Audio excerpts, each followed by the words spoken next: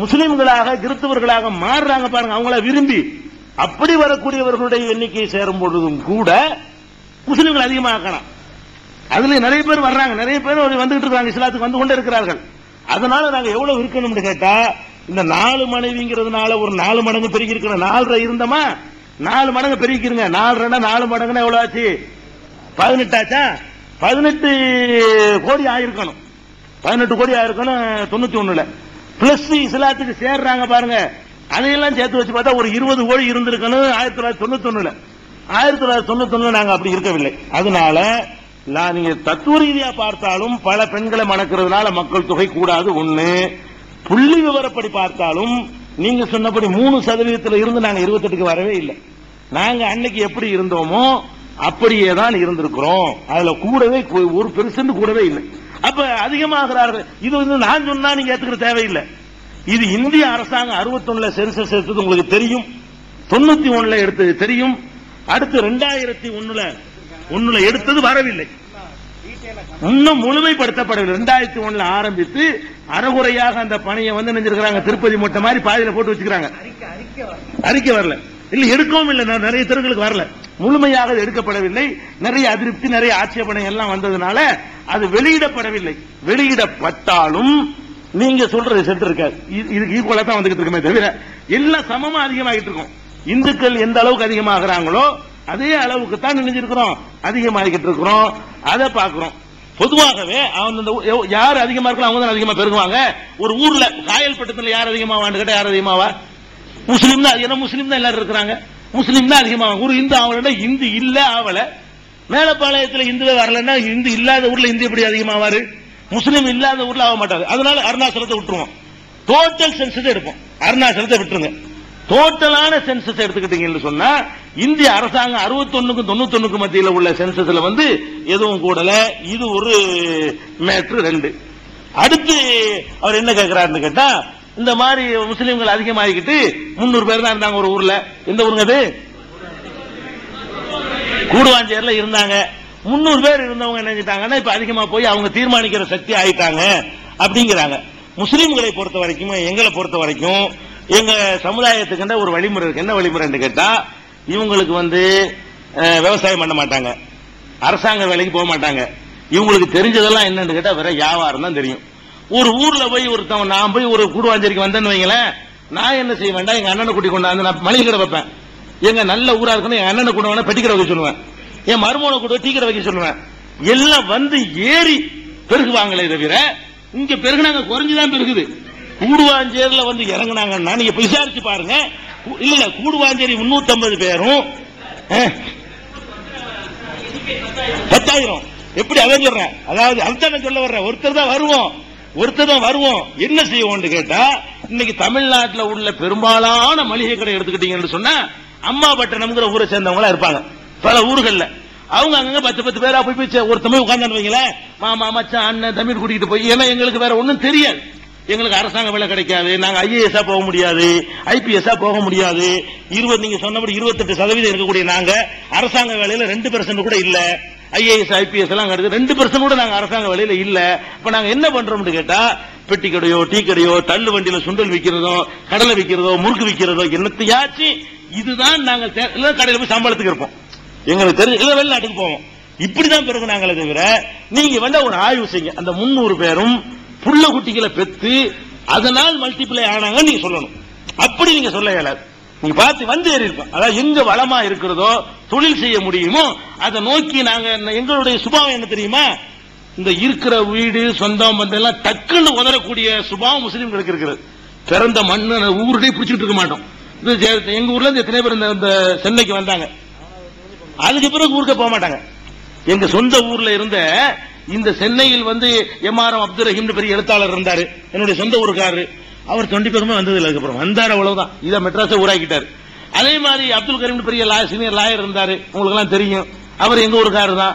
வந்தா அவ்வளவுதான். தொண்டில மாமா யாருமே இருக்க மாட்டாங்க, ஊரை பத்தி மறந்துடுவாங்க. அப்படி இது தொண்டி மக்களுக்கு மட்டும் உள்ளது இல்ல. எங்க ஊர், எங்க முஸ்லீம் சமுதாயத்தை பொறுத்த வரைக்கும் இருக்கிற வரைக்கும் இருப்பான். எந்த ஊர்ல சோறு போடுது அங்க உட்காந்து அதை ஊர்ல ஆக்கிடுவான். அதனால வெளிநாட்டுக்கு நிறைய பேர் போறோம். வெளிநாட்டுக்கு எங்க வேணாலும் போய் என்ன செய்யணும், வாழணும். இது பிடிச்சிக்கிட்டே வரட்டுப்படி வாதத்துக்கு இருக்க கூட. இதனாலதான் இருக்கே தவிர இது ஒண்ணு. அதே நேரத்தில் வந்து சரி வச்சுக்கிறோம், ஒரு ஊர்ல எந்த சமுதாயத்தினுடைய எண்ணிக்கை கூட இருக்குதோ அவங்க தீர்மானிக்கிற சக்தியா இருக்கிறது ஜனநாயகத்தில் உள்ளது தானே. இது என்ன தப்பு காண்றேன்னு நான் கேட்கிறேன்.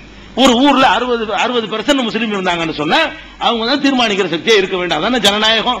ஒரு ஊர்ல 80% இந்துக்கள் இருந்தார்களே, ஆனால் அப்படிதான் அவங்க தான் தீர்மானிக்கிற சக்தியை. நீங்க ஒரு கூடுவாஞ்சேரி சொல்றீங்க, கூடுவாஞ்சேரி மாதிரி ஒரு 20 ஊரை எடுத்துக்கிறோம், மீது எல்லா ஊர்லயும் யார் தீர்மானிக்கிற சக்தியா இருக்கிறா? இந்த சென்னை மாநகராட்சி மேயரை தீர்மானிக்கிற சக்தியா முஸ்லீமா இருக்கிறாங்க, நீங்க தான் தீர்மானிக்கிற சக்தியா இருக்க நாங்க சொல்ல முடியுமா? ஜனநாயகமே என்ன சொல்லுதுன்னு கேட்டா, யாரு எண்ணிக்கையில் கூட இருக்கிறார்களோ, எந்த பகுதியில் இருக்கிறார்களோ அவங்க தீர்மானிக்கிற சக்தி, அதுக்கு பேர் தான் ஜனநாயகம். அதிகமான மக்களுடைய உணர்வுகளுக்கு ஏற்ப அமைவதற்கு பேர் தான் ஜனநாயகம். நீங்க சொல்றது ஜனநாயகத்தில் உள்ளதுதானே தவிர இதை வந்து பிரிவினையோட ஒப்பிடக்கூடாது. பாகிஸ்தான் பிரிவினையை வச்சுக்கிட்டு அவங்க கருத்துல சொல்றாங்க, இப்படி தீர்மானிக்கிற சக்தியா வருவாங்க, அப்புறமா தனிநாடு கேட்பாங்க, கூடுவாஞ்சேரி தனி பாகிஸ்தானா போயிருங்கிற மாதிரியான டைப்ல நீங்க கேட்கறீங்க. ஆனால் விளைவிக்கிறீங்க, பாகிஸ்தான் பிரிவினையை பத்தியே நம்ம தப்பா சொல்லி தரப்பட்டிருக்கோம். பாகிஸ்தான் பிரிவினை இருக்கு நல்லா விளங்கிக்கிறேன்னு, எந்த ஒரு முஸ்லீமும் இங்க இருந்து சென்னையில இருந்து எடுபட்டு போய், மதுரையில இருந்து எடுபட்டு போய், கோயம்புத்தூர்ல எடுபட்டு போய் எல்லாம் பாகிஸ்தான்ல போய் அசம்பிள் ஆகல. பாகிஸ்தான் வந்து எப்படி பிரிக்கப்பட்டுச்சுன்னு முதல் வரலாற்றை நீங்க பார்க்கணும். பாகிஸ்தான் என்று சொல்லக்கூடியது வந்து இந்தியாவில் இருந்த 2 மாநிலத்தை தான் 2 துண்டா வெட்டி பாகிஸ்தான் ஆக்கணும். இந்தியாவில் பஞ்சாப் என்ற மாநிலம் பெரிய மாநிலமாக இருந்தது. அதே மாதிரி இந்தியாவில் வங்காளம் என்ற ஒரு மாநிலம் பெரிய மாநிலமாக இருந்தது. இந்த 2 மாநிலத்திலையுமே முஸ்லீம்கள் வந்து ரொம்ப அதிகமான ஒரு பகுதியில முஸ்லீம்கள் மெஜாரிட்டியா இருந்தாங்க, ஒரு பகுதியில சீக்கிய மக்கள் இணைஞ்சாங்க மெஜாரிட்டியா இருந்தாங்க. பஞ்சாப்ல வங்காளத்தை எடுத்துக்கிட்டீங்கன்னு சொன்னா வங்காளத்தில் ஒரு பகுதியில முஸ்லீம்கள் அதிகமா இருந்தாங்க. இப்ப தமிழ்நாட்டில் வட மாவட்டங்கள்ல வன்னியர்கள் அதிகமா இருக்காங்க இல்லையா, இப்படி இந்த மாதிரி டைப்ல ஒரு பகுதியில முஸ்லீம்கள் வந்து மெஜாரிட்டியா இருந்தாங்க, இன்னொரு பகுதியில சிறுபான்மையா இருந்தாங்க. இப்படி இருக்கிற நேரத்தில் பாகிஸ்தான் ஒரு நாடு உருவாக்கப்படுது, சுதந்திரம் பெற்ற பிறகு உருவாக்கப்படுது. உருவாக்க வேண்டும் என்று சொன்னவர்கள், அந்த கருத்தை விதைத்தவர்கள் எல்லாம் ராஜாஜி போன்ற மூதறிஞர்களை அதைத்தான் வலியுறுத்தினாங்க, பிரிக்கத்தான் வேண்டும் அப்படின்னு சொன்னாங்க. ஏன்னா பாகிஸ்தான் இருந்திருக்குமையானால் நீங்க சொல்ல மாதிரி தீர்மானிக்கிற சக்தியா முஸ்லீம்கள் ஆயிருப்பாங்க. இப்ப பாகிஸ்தான் இப்ப பிரியாம இருந்திருந்தா இங்க ஒரு 20 கோடி, இங்க ஒரு 10-30 கோடி இங்கிட்ட ஆட் பண்ணீங்கன்னு வைங்க, அப்ப என்னவாயிரும்? நீங்க ஏற்கனவே சொன்ன 28 நெசமா இருந்துச்சுன்னு வைங்க, 30, 28, 58 ஆச்சுன்னு சொன்னா தீர்மானிக்கிறது நம்ம ஆயிருவோம். அது வரக்கூடாது என்பதற்காக வேண்டி RSS உள்ளவர்களும் சங் பரிவாரத்தில் உள்ளவர்களும் ராஜாஜி போன்றவர்களும் பிரிக்கத்தான் வேண்டும் என்று நின்றார்கள். முஸ்லீம்கள் சில பேரும் அதை சொன்னார்கள். ஆனால் வீர சவார்கர் தான் ஒரு முதல்ல பிரிக்க சொன்னார். பிரிக்காம இருக்கிறது ஆபத்து, இவங்க சேர்ந்து இருந்தாங்க சொன்னா பாகிஸ்தான்ல அதுல ஒரு 200 தொகுதி உடையாந்துரும்ல, 200 MP அப்படி தூக்குனாப்புல முஸ்லீம் உடையாந்துருவான்ல, பங்களாதேஷ்ல இருந்து அப்படி தூக்குனாப்புல முஸ்லீம் வந்துருவாங்க இல்லையா. அப்படி வரக்கூடாது என்பதற்காக வேண்டி பிரிக்க சொன்னது அவங்க. நாங்கெல்லாம் பிரிச்சு கேட்கல. ஜின்னா வந்து அரசியல் ஆதாயத்துக்காக ஒரு தலைவர் தனி நாட்டுக்கு பிரதமர் ஆசைப்பட்டாரதை விட அது சமுதாயத்தின் கோரிக்கை இல்லை. பிரிக்கணும் இல்ல ஏகமான முடிவு பண்ணிவிட்டாங்க. எப்படி பிரிச்சாங்க? பஞ்சாப் என்ற மாகாணத்தை 2 அறுத்து ஒரு பஞ்சாப்பை வந்து பாகிஸ்தானுக்கு வச்சுக்கிட்டாங்க, ஒரு பஞ்சாப்ப நம்மள்ட்ட இருக்குது. இப்ப இருக்கிற பஞ்சாப் இருக்கு பாருங்க, அந்த பஞ்சாபுடைய மறுபாதி தான் அங்க உள்ள பாகிஸ்தான், இப்ப இருக்கிற பாகிஸ்தான். அதே மாதிரி வங்காளத்தை 2 அறுத்து ஒரு வங்காளத்தை வந்து பாகிஸ்தானுக்கு கொடுத்தாங்க, ஒரு வங்காளத்தை நம்ம மேற்கு வங்காளம் வச்சுக்கிட்டோம். கிழக்கு வங்காளத்தை என்ன பண்ணிவிட்டாங்க? பாகிஸ்தானுக்கு கொடுத்தாங்க. வங்காளம் இந்த பக்கம் கிடக்குது, பஞ்சாப் இந்த பக்கம் கிடக்குது. அப்படி பிரிச்சு கொடுத்ததுல அவனுக்கு நிர்வாகம் பண்ண முடியல. நாடு ஒண்ணு, ஆனா நாட்டினுடைய பாதி இங்க கிடக்குது, நாட்டினுடைய இன்னொரு பாதி இங்க கிடைக்குது.